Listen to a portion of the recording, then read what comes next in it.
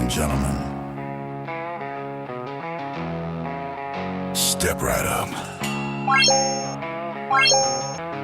Keep your hands inside the ride and welcome to the biggest disaster on Earth. Welcome to the shit show.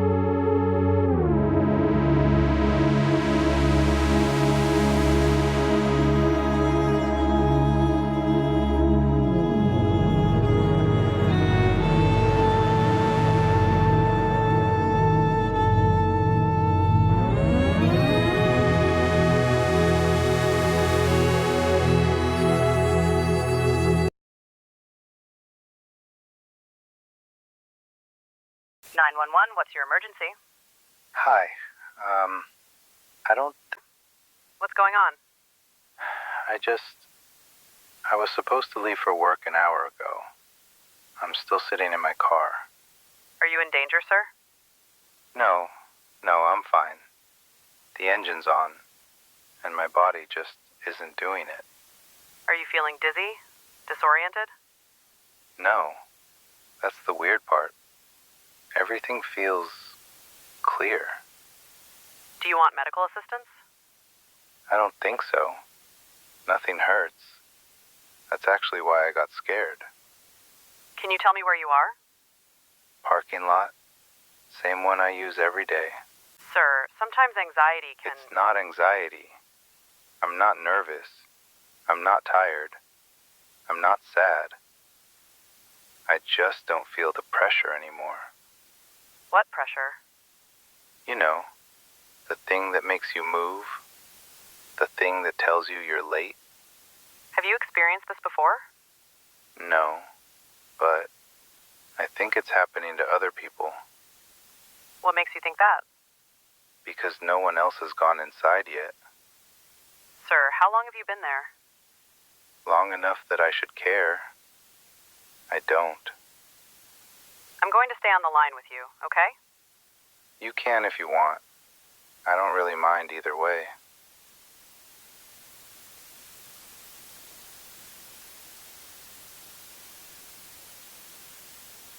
Sir, are you still there? Yeah, I was just thinking. About what? If I hang up, nothing happens. If I don't, nothing happens either. Sir, I'm going to request a welfare check. That's okay. They don't need to come. Why not? Because they won't feel rushed. I think something's wrong with the part of us that listens. This morning's commute across Toronto saw minor delays on several transit routes, with no number of bus and streetcar services began running behind schedule shortly after 7 a.m., affecting commuters during peak hours. Riders reported longer than usual wait times, with some buses arriving significantly later than scheduled. In several cases, vehicles failed to appear altogether. The TTC says no mechanical failures or weather-related issues were reported this morning, and no service advisories were issued prior to the delays. Officials say service is expected to normalize throughout the day. The TTC is asking riders to allow for extra travel time this morning. Today, Canada is the only country in the G7 that has a free trade agreement with all G7 countries. Under our Prime Minister and the Minister of International Trade, as diversifying trade, investing in Canadian businesses, making sure that we're creating wealth. We need assistance for a member. Medical assistance. All right, you're watching the live debate from Parliament Hill. We're pausing our broadcast. A member of Parliament appears to have fainted, and the live feed from Parliament Hill has been muted for the meantime. We will suspend for a few moments.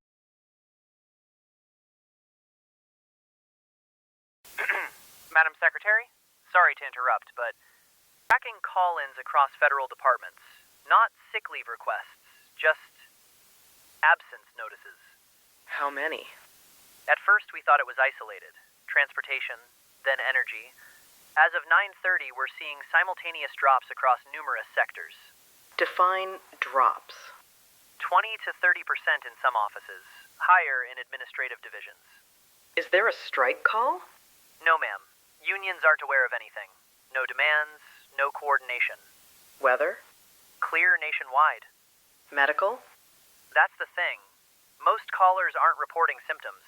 They're saying things like, "I won't be coming in today." No explanation, no follow-up. Are they resigning? No.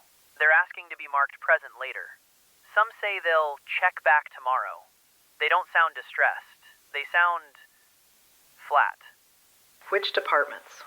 Labor, Treasury, Interior, parts of defense, civilian staff. Education is reporting the same thing. We're also getting similar numbers from state partners. Do they understand the implications? Yes, ma'am. They acknowledge deadlines. They just don't seem to react to them. I want this escalated quietly. No advisory, no memo yet. Should we classify this as a workforce issue? No, not yet.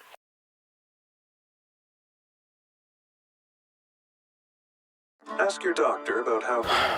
I'm so tired of these ads. Whoa, who are you? I'm Big Pharma. We spend a lot selling medicine you can't even get without a prescription. All that spending buys off the media and drives up prescription costs for you.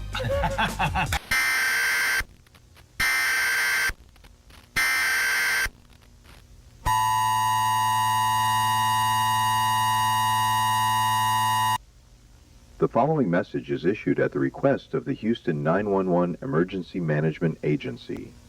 At approximately 11:53 a.m., emergency call processing delays began affecting multiple jurisdictions within the Houston area. Residents may experience difficulty completing 911 calls for police, fire, and medical assistance. Emergency response availability may be limited until further notice. If you are unable to reach 911, do not repeatedly redial, as this may further impact call processing. Use alternative methods of communication where available. This is an evolving situation. Additional information will be provided as it becomes available. No, I'm telling you, this isn't just people not showing up. That was my first read, too. Then what is it? It's the way they're not showing up. No sick tone, no stress, no guilt. You know when someone's lying about being sick? This isn't that. We're seeing it too. But I need to be careful how I say this. Some people did come in. They just stopped. Stopped what? Responding. Escalating. Doing the thing that normally happens after someone notices a problem. It's like the second step never comes. Sorry, I'm late. I just came from a briefing I don't like. We're getting reports from inside agencies, not outside. People aren't refusing orders. They acknowledge them. And then? And then, nothing. Okay, that matches what we're hearing. No, it doesn't. Because my people are trained to react to consequence. That's the whole point. Can I say something that's not in a report? Go ahead. This morning, my wife didn't recognize urgency. She wasn't confused. She wasn't out of it. She just didn't move. I said, "You're going to be late." She looked at me like I'd said, "It's raining on Mars." We've heard that exact phrasing before. From where? Inside facilities. People responding like deadlines are hypothetical. So this isn't a strike? No. Then whatever this is, it's already past the point where fear works. We can't say that out loud. I know. Which is why I need to ask this carefully. Who else have we told? Not the public. Not yet.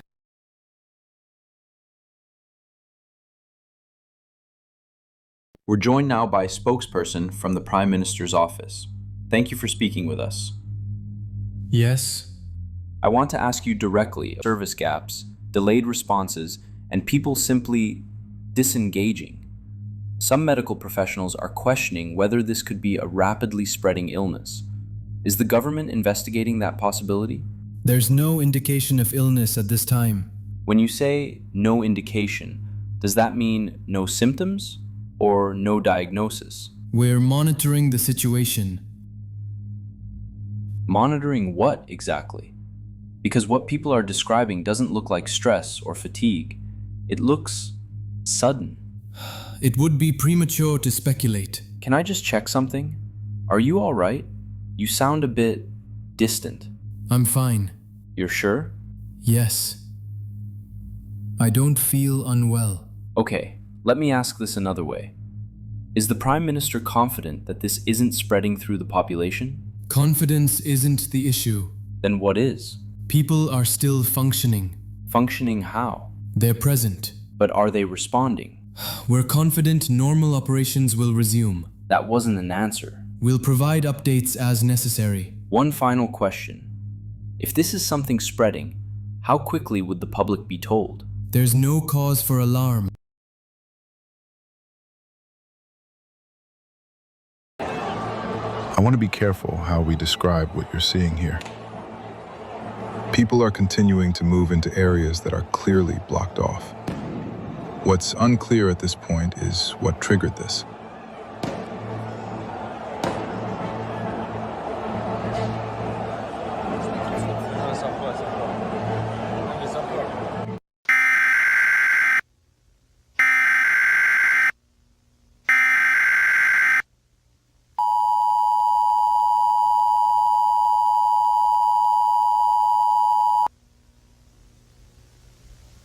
The following message is issued at the request of the Florida Division of Emergency Management and state and local law enforcement agencies. At approximately 7:04 p.m., a widespread public safety emergency began affecting multiple areas of South Florida. Emergency officials report numerous serious incidents involving individuals placing themselves in immediate danger without apparent hesitation. These incidents include pedestrians entering active traffic lanes, individuals walking onto highway ramps, vehicles failing to stop at traffic signals, and people crossing secured barriers into restricted infrastructure areas. Officials report that warnings, alarms, and verbal instructions are being ignored in multiple locations. This is an active and dangerous situation. Members of the public are urged to remain off roadways and avoid all unnecessary movement immediately. If you are currently in a vehicle, reduce speed and remain alert for unexpected pedestrian activity. Do not approach intersections, freeways, bridges, or controlled access areas on foot. Law enforcement and emergency responders are attempting to mitigate ongoing hazards, but response capability may be limited due to the number and unpredictability of incidents.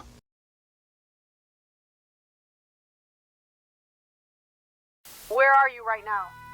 I'm sitting. Okay, I need you to answer this carefully. Did you take Noah out of the bath? No, How long ago did you put him in? How long? I don't feel rushed.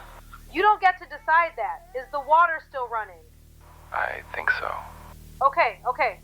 You need to go in there now. Why?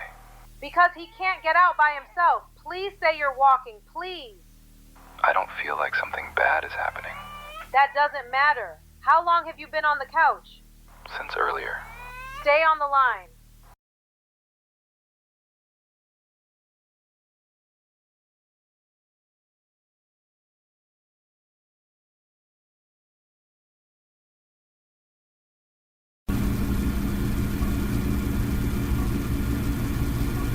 Hours.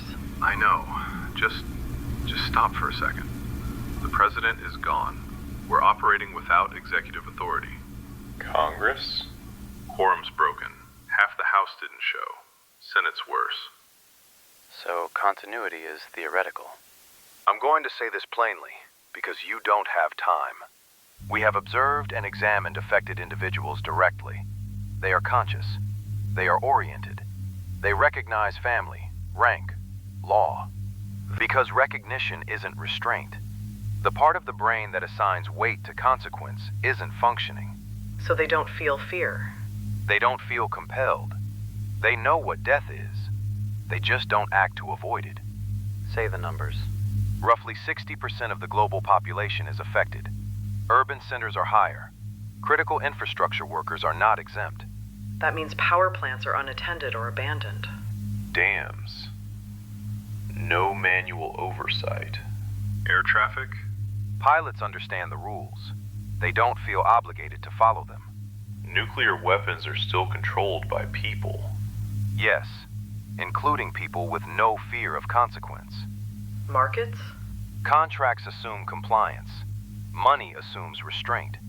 Neither applies anymore. This is spreading faster than we can announce it. Because there's nothing to announce. If fear doesn't work, then every system built on deterrence collapses. Why hasn't security responded? They're affected too. This was always the backstop. What was? People stopping themselves. Lock the door. We don't live in a world without fear. We live in a world without brakes.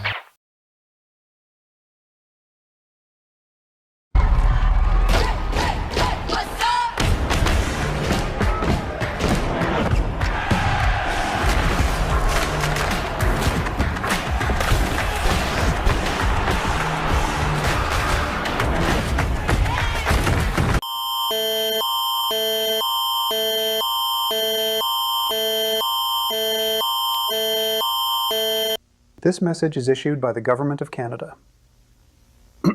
Federal authorities acknowledge a nationwide deviation from expected public and institutional behavior. This deviation is ongoing. Government services may appear inconsistent or inactive, response or corrective action. No additional measures are planned. Public warnings are no longer considered effective. Individuals are expected to act according to personal judgment. This broadcast does not require acknowledgement. No follow-up communication is scheduled.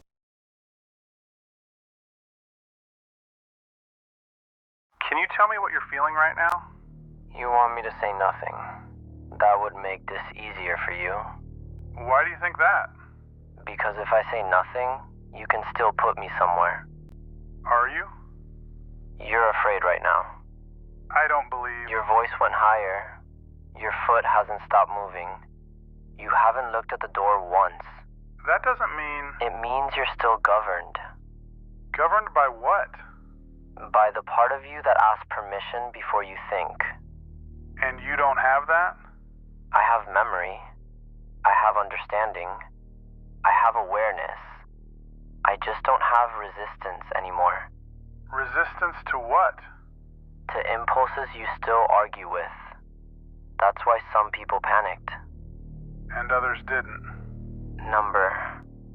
Others realized they were never afraid to begin with. What happens when someone like you meets someone like me? Nothing. Unless you give me a reason.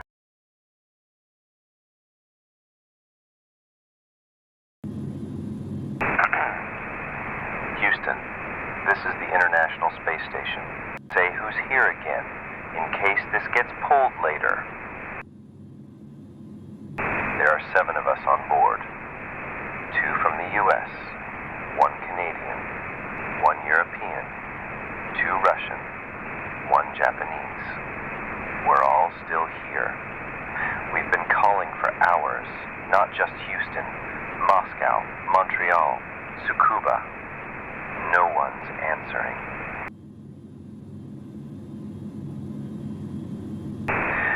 We lost the downlink a while ago, then the backup, then everything else. We can still see the planet. The lights are on. That's the strange part. We called our families. Some of them picked up. They sounded fine. Not relieved, not scared. Just normal. I kept trying to explain why we needed updates, why we needed a plan. Check again. When not to rush. Down there, I don't think anyone feels that anymore. We're trained for emergencies, for fire, for depressurization, for losing contact. We're not trained for being forgotten. We're not trained for irrelevance.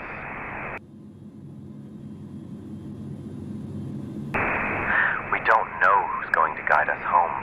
We don't know if anyone's even watching the clock anymore. The Russians keep asking if Moscow's back yet. No, Gert. This isn't calm. It's not peace. It's what happens when nothing pushes back. We're still afraid up here. We just don't know who that matters to anymore.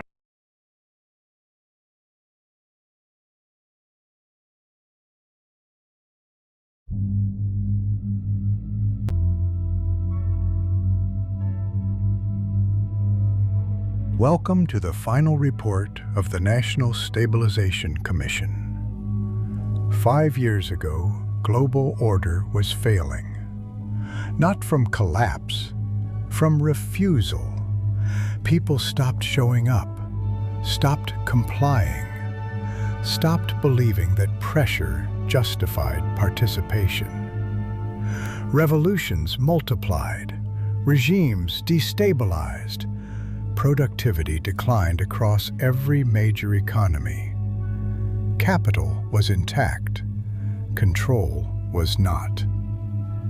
This commission was formed to solve that problem. The event did not disrupt capitalism. It resolved a contradiction that had existed since the first civilizations. For all of human history, societies relied on division. Those who labored, those who owned, and those who enforced the gap between them. From slavery to serfdom to wages. Fear was the constant. Fear of hunger, fear of punishment, fear of exclusion. When fear ceased to function, humanity separated. The majority disengaged. Without fear, they found no reason to participate. They did not resist. They withdrew. A smaller population remained, individuals who had already internalized obligation, identity tied to function, those still capable of fear, risk, and control. For the first time in history, labor no longer needed coercion. Owners no longer needed workers. Universal participation was abandoned. Selective participation was sufficient. Labor continued among those who remained. Wages became obsolete. Governments continued. Consent did not. Consumption stabilized at reduced scale. Opposition vanished, not because it was defeated, but because it was no longer required. This was not liberation. It was the final refinement of civilization, a system where most humans became economically irrelevant, and the remainder became infrastructure. The hyper-capitalist model is stable. Resistance has not been crushed. It has been outgrown.